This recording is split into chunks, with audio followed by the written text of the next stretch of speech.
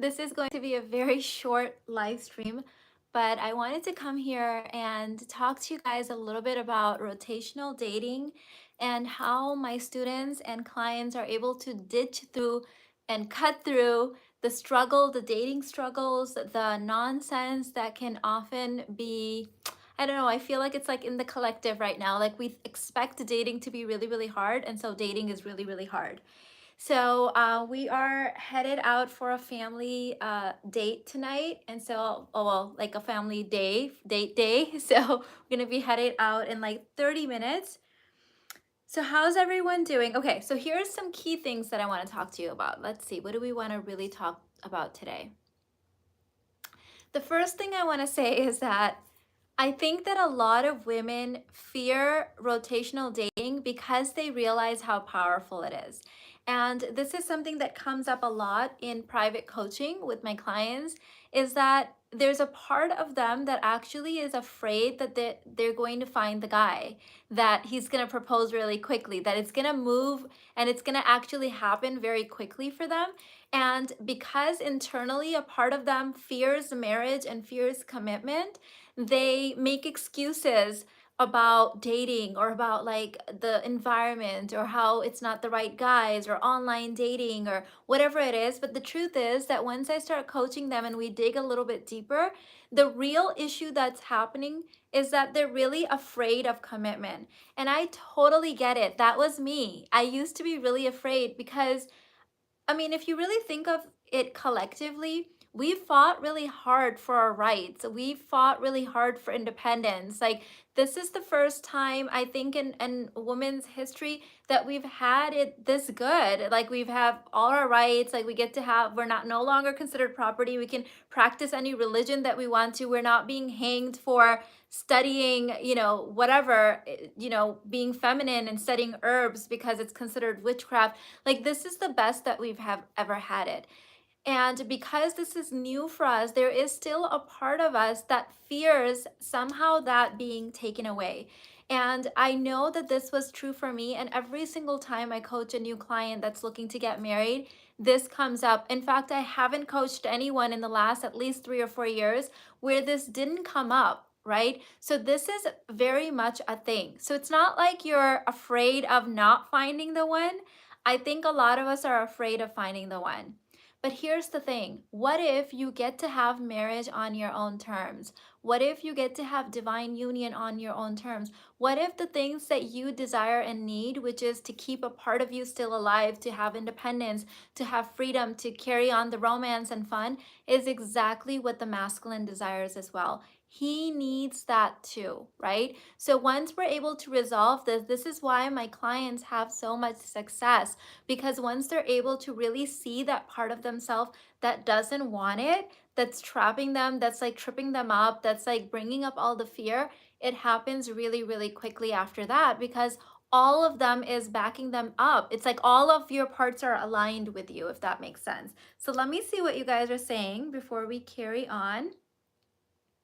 Let me pull you guys up. Hey. Hello, question, Lily, Spice.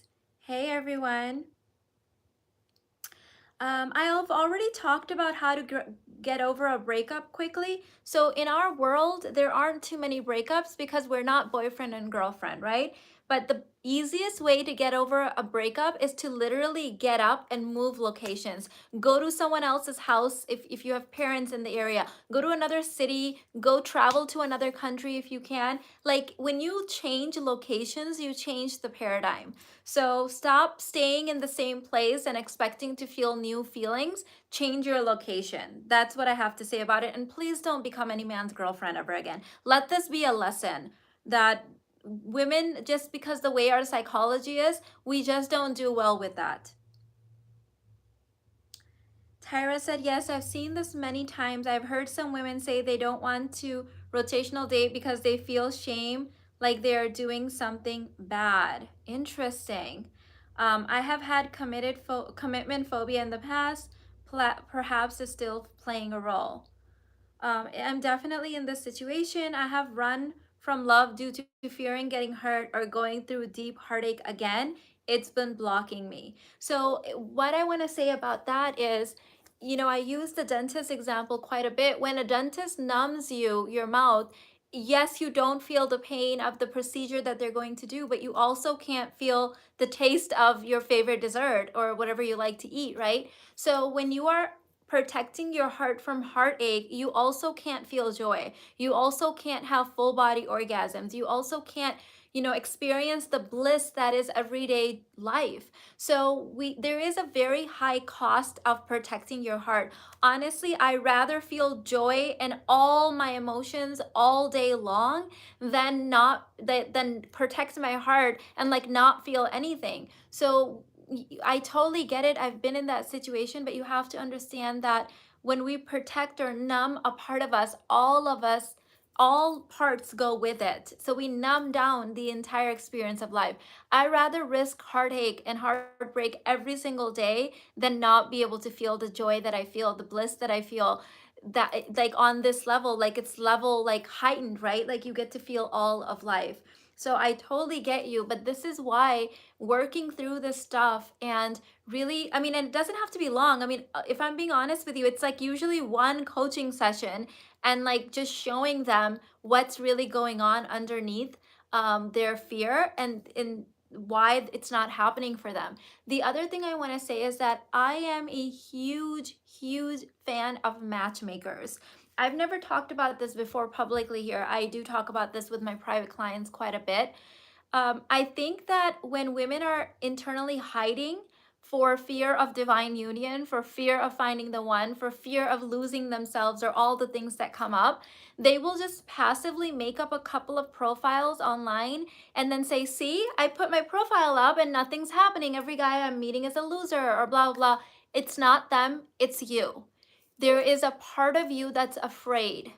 And I just trust me on this because you may be showing up saying all the right things and acting like you're doing all the right things, but there is a part of you, there's a part of every woman because of what's happened to us in the past that is really terrified of meeting the guy and losing ourselves. I know I was like 5 years into my marriage and still terrified of losing myself, okay? So this is very much a thing. So why do I recommend matchmakers?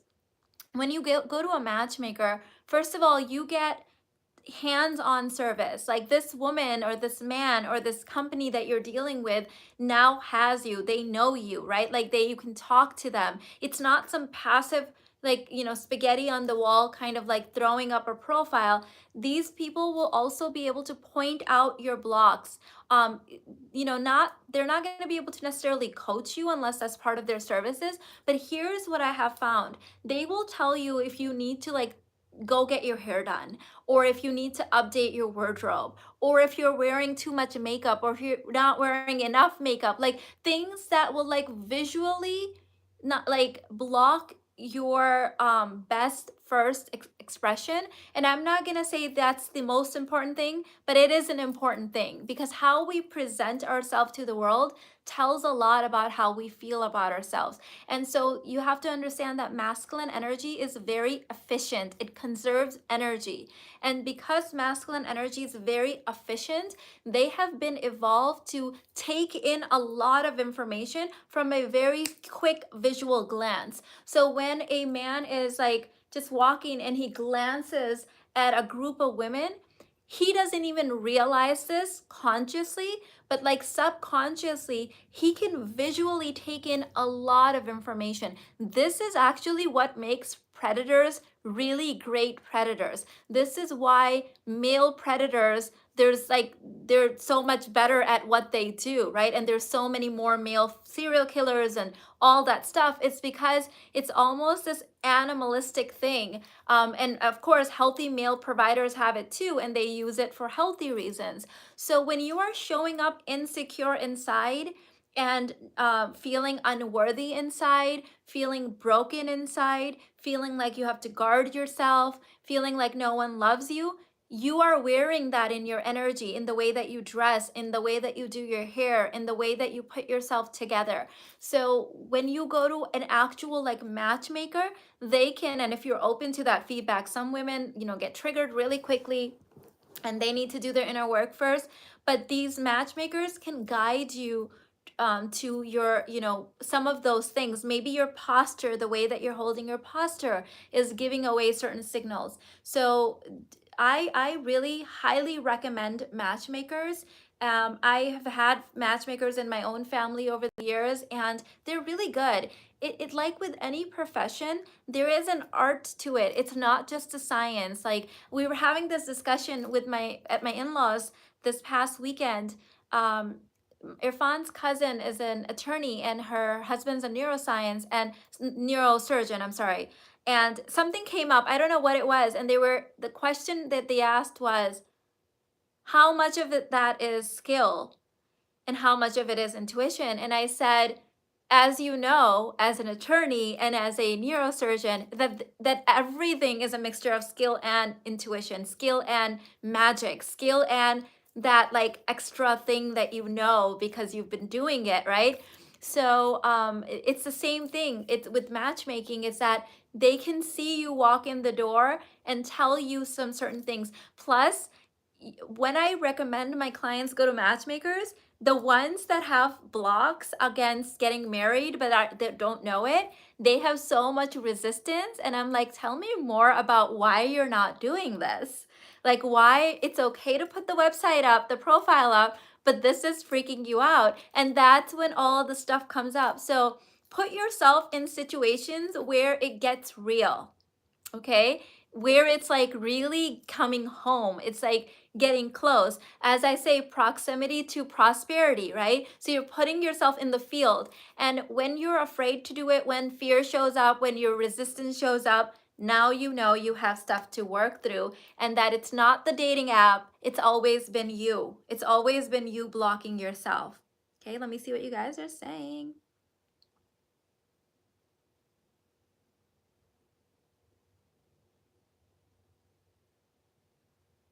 How much information to give a man? Your rotational dating asks about your past relationships and experience.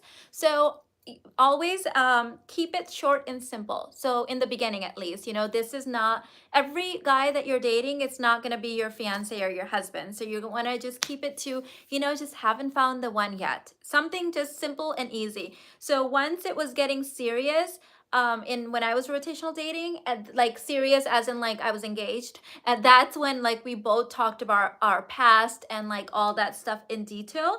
And even then, Irfan gave me his very detailed, and like when I started talking about me, he like almost stopped me and he was like, okay, I don't want to know anymore. Like, so like they almost don't want to know. So you don't want to like go on and on.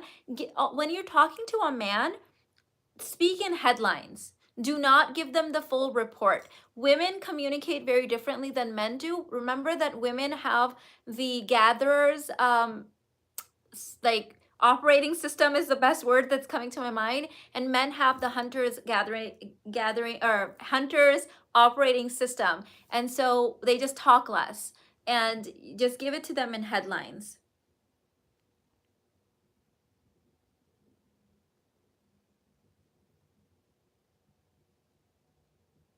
Do you have any advice for people if people keep introducing you to men who aren't providers? Um, if you keep meeting men who aren't providers, I personally would look at your own energy. Here's why.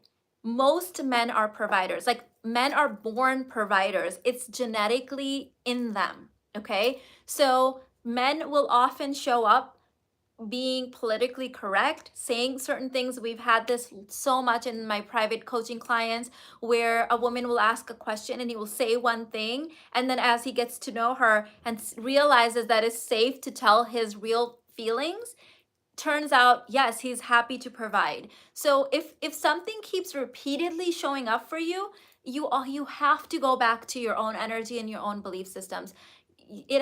You'd be surprised. Even in my marriage, in my 13 and a half year marriage, I still uncover belief systems that I have that are blocking certain things between us. And the minute I decide that I get to have it, the minute I work through it, it's like he shows up and starts doing it. So if something is a pattern, it's you. And you have to be willing to be honest with yourself and realize that you have to understand that we live in a very hostile environment towards men. Okay, it is. I mean, I say this to my sons all the time, that if I was born in a couple generations prior, I would be more worried about my daughter. But in the generation that we're born and living in, I am more concerned for my sons than I am for my daughter. That is the absolute truth. Because women have it made in this generation. We have it made with our rights, with how strong we are, with just we're little badasses right now, right? But men are, it's a hostile environment for them. So they walk on eggshells with what they're allowed to say, what they're allowed to feel. If a man has dated a couple of women that were like offended because he tried to pay for her or pulled out a chair or something, he doesn't know how to act anymore. But they're naturally providers. So if that's not your experience, change your location, change your energy, change your belief systems, and it will all fall into place. I can't tell you how many times I have women coming into my work saying, but you don't understand, men don't provide for me, or I just date losers, and then they're engaged 3 months later to a full provider. So it's like, funny how when you change your belief systems, the guy showed up, right? It's the same guy showing up differently for different energies because of a various variety of things. How to start rotational dating if only one or two men are interested in me at the same time. Take my rotational dating course. One and two men are not interested in you at the same time. You are just not opening up your field to more than that because of your own belief systems. I have a wonderful program. We have thousands of students in it. It is life-changing. I highly recommend it. I've put it in my description box, also pinned it in the chat. Take the course and do the inner work that comes along with it. If you are having trouble building, so let me tell you, people come into my work and they're like, I can't even meet one guy, Mina. You're asking me to date 4 or 5 men at the same time. And then a few weeks later, they're dating 4 or 5 men at the same time. What happened? They didn't change cities. Okay, they didn't like suddenly fall into a pool of men. They changed themselves. They changed their thinking. So you have to realize that our subconscious is very powerful, and the beliefs that are programmed in there will basically dictate your entire life. And so when you have certain weird belief systems or parts of you that are not in agreement, this is the stuff that will keep showing up for you. Thank you, Catalina. I appreciate that. She said you are amazing. Thank you, thank you, thank you, babe.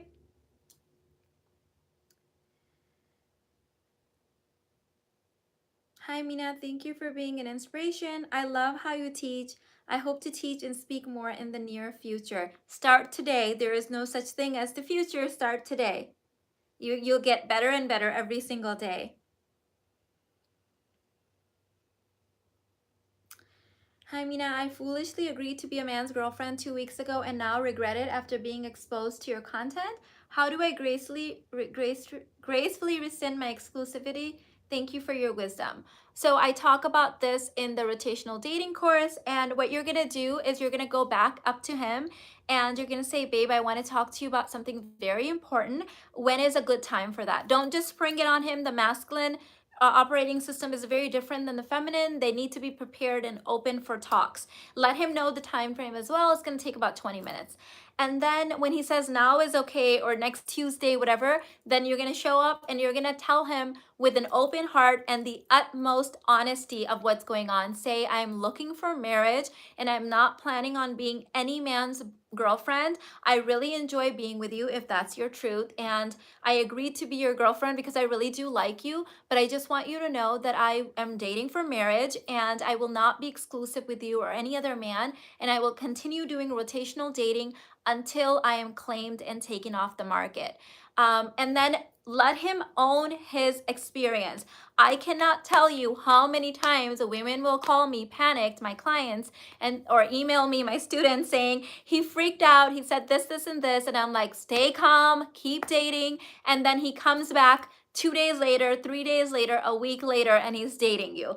Because the truth is that unless he's a predator and he's like someone that doesn't look out the best interest of other human beings, there is no reason for a man not to own your truth and own your honesty. He's allowed to feel whatever he feels, but he's also allowed to continue dating you if that's what you want and if he wants to. So we've even had men freak out and like storm off, say some mean things and then come back the week later and apologize and be like, that's actually what I would advise my sister to do. You're just looking out for yourself. I like spending time with you and I want to continue dating you. And then propose 2 months later, 3 months later. So they know what they need to do to take you off the market. We're dealing with hunters and warriors here, okay? Stop treating men like they're children. Stop treating men like they're fragile or they're broken. We're dealing with hunters. The human race survived because of men, because they're hunters, okay? So don't act like they're gonna fall apart.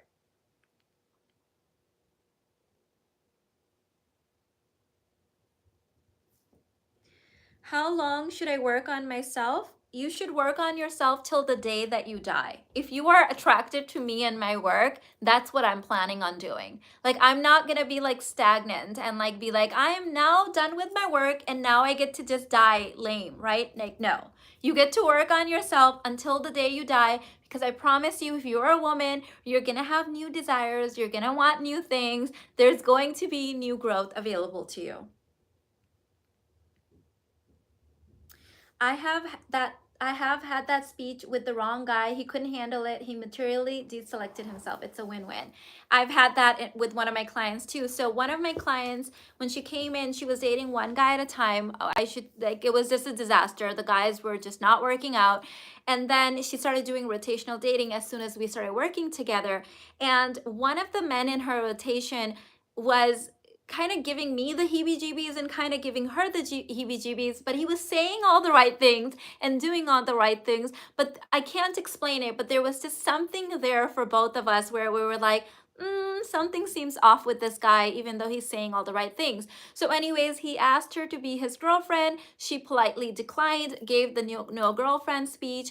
He acted like it was okay, showed up on another date, said some mean things to her, started freaking out, pretty much deselected himself. She was like, this isn't working, got up and literally walked out on the date. And she was engaged 3 months after that to someone else that replaced that spot in her rotation. She's happily married now. This was last year. So let them deselect, right? We are looking for the one, the one. So that means when you're rotational dating, there's gonna be many that are not gonna be the one, and that is okay. That is the whole point. I have several of your courses and love them. I want to share your teachings with my teenage daughter. What program do you recommend she starts with? Um, I would say the Basic Babe bundle would be the best place to start. And I also want to just take a moment to say that the best way to teach your children is to embody the work yourself, because children don't learn through words. Actually, no one learns through words. We learn through embodiment. In fact, we only open up our ears to listen, actually listen and hear from people that are embodied, that we feel are embodied. So you doing your inner work is teaching her. And at the same time, I would say if you want to put her in a program, the Basic Babe bundle is the best place to start.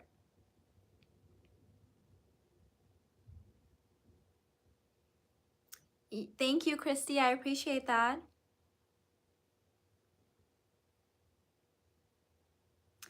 My husband was the first man I was clear with about getting married and being serious, and 6 months later I was engaged. We are best friends. I love that. Yes, because when you just own your truth of like, this is what I want, and your energy isn't wonky with it, you're not playing games, you're like, I am looking for marriage, it's gonna quickly weed out the people that are not looking for that. And men respect directness and honesty. They really, really respect that. In fact, most women, we are evolved to beat around the bush, be gentle, sweeten the deal, right? And I think that just doesn't work for men. So like I came, when I was doing rotational dating, full blown, like I am looking for marriage. Like anything else, it was just like, no, thank you. No, thank you. I'm looking for marriage. I don't even know what that means. No, thank you. Like literally just own it. And that's why I had so much success. It happened so quickly for me because you let the other ones run away. That's the whole point. I'm not entertaining anyone that's not my match. Love your work, Mina. You're glowing. What is the ideal number of men to have in your rotation? No such thing as ideal number. The absolute wrong number would be one.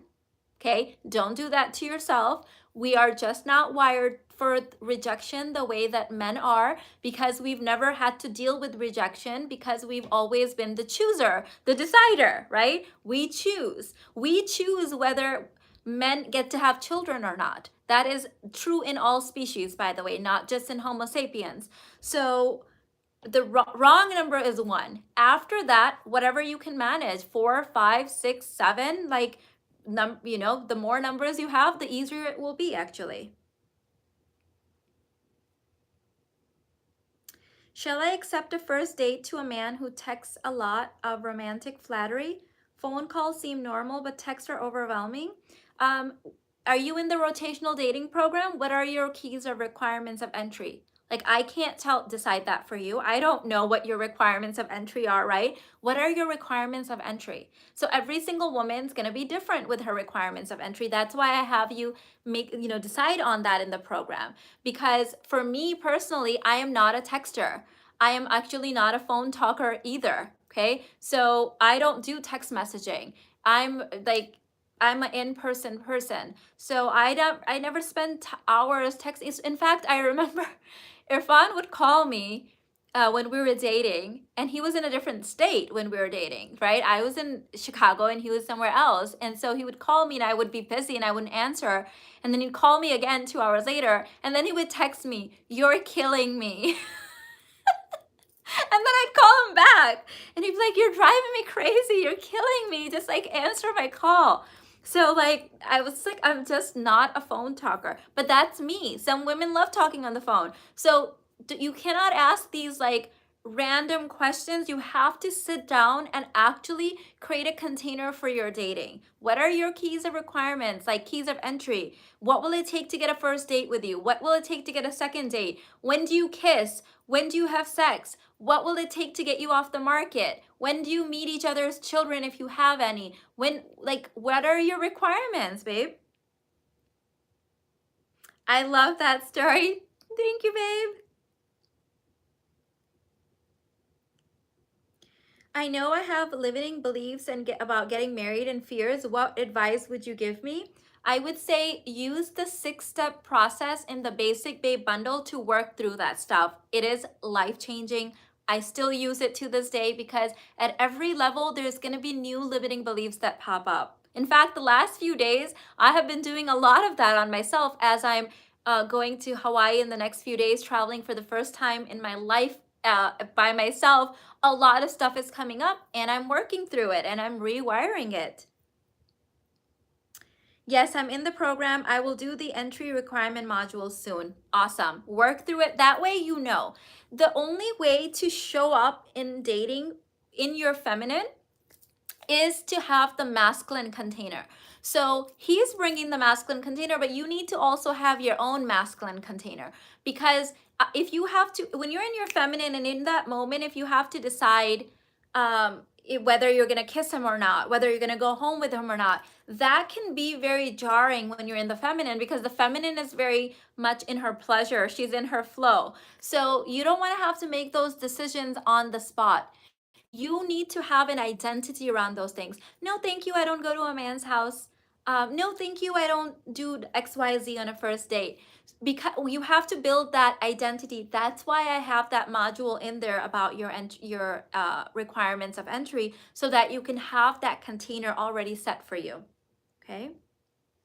So my husband and I went on a date last night. We had our date night, and it was so interesting because what came up for me on this date, which made me do this video for you guys, was how much butterflies I still feel going on a date with him. When he was like holding my hand and like, taking me into the restaurant and stuff. And when I was going in, I felt those like butterflies, and I was like, I've been married to this man for 13 and a half years, okay? And I still get nervous on dates. Like, oh my God, and I get excited and nervous, and I'm like, it put me back in that place of like dating. And I'm like, I get it, how hard it is. It's still like, nerve-wracking when you're going on a date with your husband. If you're doing this right, if you have polarity, it always feels new, right? And so because my husband and I are always creating polarity in our relationship, not always, but I would say, at least, 60, 70% of the time we've got the polarity going on, it still brings on that newness, that like, oh my God, like, of like, am I in the right energy? Like, how is this, it's exciting. It's like new. So you feel that newness. That is all normal, okay? And you want to have those containers to protect you, because when you're in that nervous energy, you tend to make decisions that may be out of alignment for you.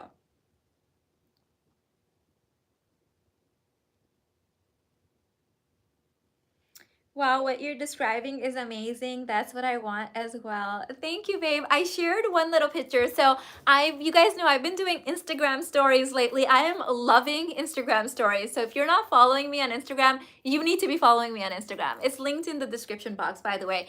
I never have my phone on our dates. Like, I put away my phone. I don't film anything like that.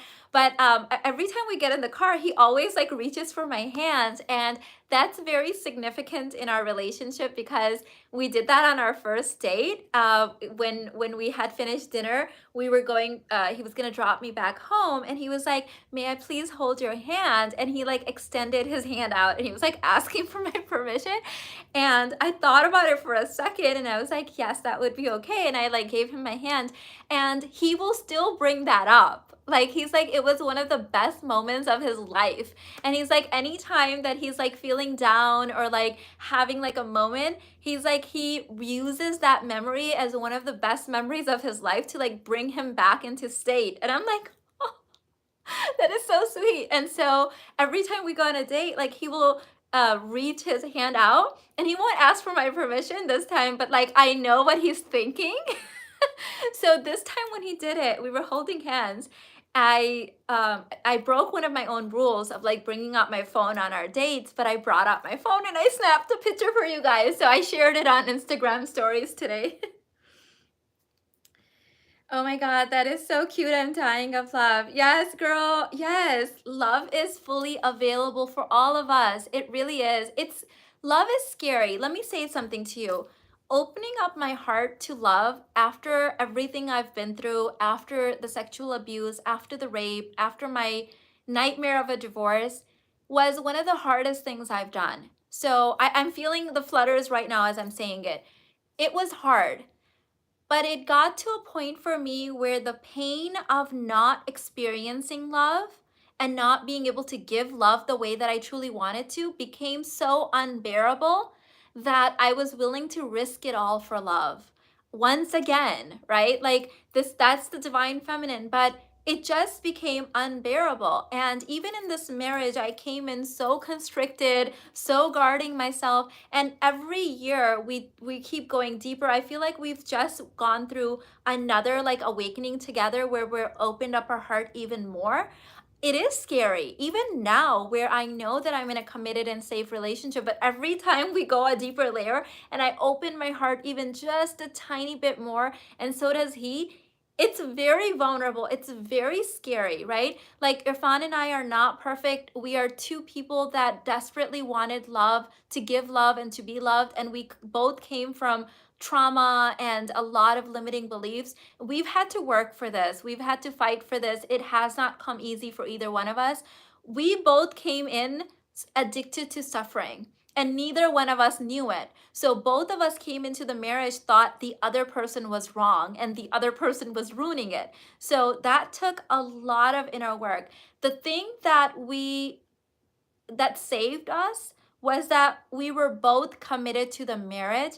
I will say that I've had my moments where I wasn't so committed, and like I threatened divorce and things like that in like the heat of the moment. But honestly, the credit does go to him in that he was like, no, this is our marriage. And like, we have to fight for this. Like, we have to work for this. And we are not the kind of people that can settle either. So like when we say fight for it, we both agreed that we don't want a lame marriage. Like, we're not going to have a marriage without romance, that we're not going to have a marriage without sex, without rapture, without like ravishment, without feeling giddy and excited to see each other. Like, we refuse to be in that kind of marriage. So the stakes are high. So we both want this committed divine union. We both want romance. We both want to feel flutters and excitement. We both want certainty at the same time of that this is gonna work. So it's taken work. We are still doing it every single day. We are both doing our independent inner work, and we do some inner work together, but like, that's our gift to the world. Our divine union is our gift to our children. It is our gift to the world, because when people see our marriage and they're like, how long have you guys been married? Let me give you an example. He took me to this murder mystery kind of thing a while ago, with where they seat you with other people, and this this couple was there, this other couple, and the woman was drinking very heavily. We could sense there was some tension between them. The guy looked and seemed very open, like his energy was good. Something was like off with her for sure. And he kept staring at us, the guy. And I think he was making my husband a little bit uncomfortable, because my husband kept like eyeing him down and like grabbing me, and like, like he wasn't sure what's going on. But eventually he goes, you guys are so cute. He goes, how long have you guys been dating? And my husband goes, this is my wife, right? He's like, your wife? And he's like, how long have you guys been married? And my husband, I don't know what it was at the time, 12 years or something. And the guy was like, wow. He's like, I thought you guys just like were dating. Like, you guys are amazing, right? And so that's what people think, that when they see us. And the reason for that is polarity. I'm telling you, polarity. It is this is it's the juice of marriage and romance and everything yummy. And the Eastern culture knows this really, really well, and they understand it. We've lost this in the Western culture. So the magic secret sauce isn't that we magically chose the right people, or like we're both some amazing people. No, we've been working at this, and we create polarity. Polarity is really everything. It's everything. And it was very okay, so I was able to naturally do this in the dating phase with men. So this is quite interesting, because I think I would fall back on my Eastern values and my Eastern culture and know how to do it. But the minute it got serious, I would forget it. And like the American independent boss babe version of me would show up. So I've had to do some work around this, okay? And I'm still a work in progress. Hired a matchmaker here in San Francisco. Their rates are tens of thousands, so canceled. If just didn't feel good to be paying to find a husband, is this a limiting belief? So there are matchmakers that charge at all price points, obviously, like coaches. There are matchmakers that, so I have had matchmakers in my family. They do not practice anymore, otherwise I would have referred you guys. But the way that they ran their business was, you get paid after you're engaged. And what a lot of the women did was, they would come and get engaged, and then the guy would pay for them and for himself. So there are all types of matchmakers. And I want you to get out of that mindset, babe, that you're paying for a husband. You're paying for a service. You pay for coaches. You paid for my programs, right? You pay for your haircut. Paying is the exchanging energy of appreciation, okay? You're not paying for a man. You're paying for this woman or this man's services to help you be in the right frame of mind, to dress a certain way, to meet certain people. Let me just say this. This is sidetracking, but I really need to say this. It kind of goes. I have always hated the word networking. You guys know I am an extremely introverted person. You wouldn't really know this about myself because you see me on YouTube, but internally, I am a very introverted person. And books have always been my best friends. I mean, if I wasn't married and had children, I would probably be some kind of a hermit sitting on a mountain by myself reading books. Like, I could totally see myself having that life. That's how crazy of an introvert I am. So when I hear things like social networking and meeting people, I just want to like vomit. It was never my thing. However, a couple of years ago, I think last year, I met this woman. Many of you guys know her. Her channel is called The Pink Pill. Her name is Crystalline, and she is the queen of networking. I mean, she's just so freaking good, and she does it in a way that didn't make me want to vomit. She just does it in a very natural way. So her and I were talking one day, and I told her, I was like, babe, I've always hated the word networking, but the way that you do it, it just seems so organic and natural. And we had this conversation, and later I started realizing that I do network. I just don't call it networking. For example, my parents always had very large friend circles. They were very introverted people, and I never needed to have a large circle of friends because like I would just be like, Dad, I need this, and he would tell his friend. I would say, Mom, I need this, and she would call her friend, right? So when I got married to Irfan, his family and friends became my network. My, what am I saying that right? Not my net worth, my network, my circle, my people, okay? And so I've always taken that for granted. So recently, I have changed my nail salon, my hair salon. I'm doing new things, I'm meeting new people, and it has blown my mind the opportunities that have presented themselves. For example, let me just show you a crazy small example. I was up getting my hair blown out this morning for my Hawaii trip, and I told Miguel, my hairdresser, I was like, I'm so nervous about getting my hair done there because I want to have it blown out the way you do it so fabulous, but I don't know anyone there. He was like, girl, hold on. He pulls out his phone. He texted a client that lives in Honolulu, and he was like, she goes there. I'll get you the number, right? So within seconds, like, this person that I've met because I'm going to a new hair salon was able to connect to me, right? What if I was like, Miguel, I'm single and I'm dating, who do you know? Like, do you see what I'm saying? So I've never been huge on networking. Am I using that word right? Like, that word doesn't even resonate with me. But I think I've taken it for granted because I've always been born into or married into circles where they knew a lot of people. That's just how like Indian and Pakistani communities are. Like, everyone just helps each other out, right? For example, like even now, like Irfan has doctors and attorneys and like every single person in his family. So I take that for granted sometimes that I don't need to go out and know people. I'm telling you all of that long story to say this, that when you go and put yourself out there and meet matchmakers and dating companies, Just Lunch is another company that I adore. A lot of my clients have used them. Just Lunch is it's like a hybrid between a dating service and a matchmaker. And they set you up, they vet people, they do background searches, they know the person's everything, right? And they will set you up in lunch dates, and then the guy can ask you out for dinner. I love services like this. Honestly, like, that's what I recommend to my private clients. That's what I would do. Like, I would put myself out there because you never know who you're gonna meet and who they know. Everyone's got a cousin, a brother, a friend, a coworker, a colleague, a hairdresser. Like, everyone has these connections, right? So I'm giving you this very small example. The other day when I went to go buy my, when I was at Cartier, when I did the vlog on my other channel, I was telling Dominic that I'm going to Hawaii next week. He was like, girl, I used to live there. Go to this restaurant, do this, do this.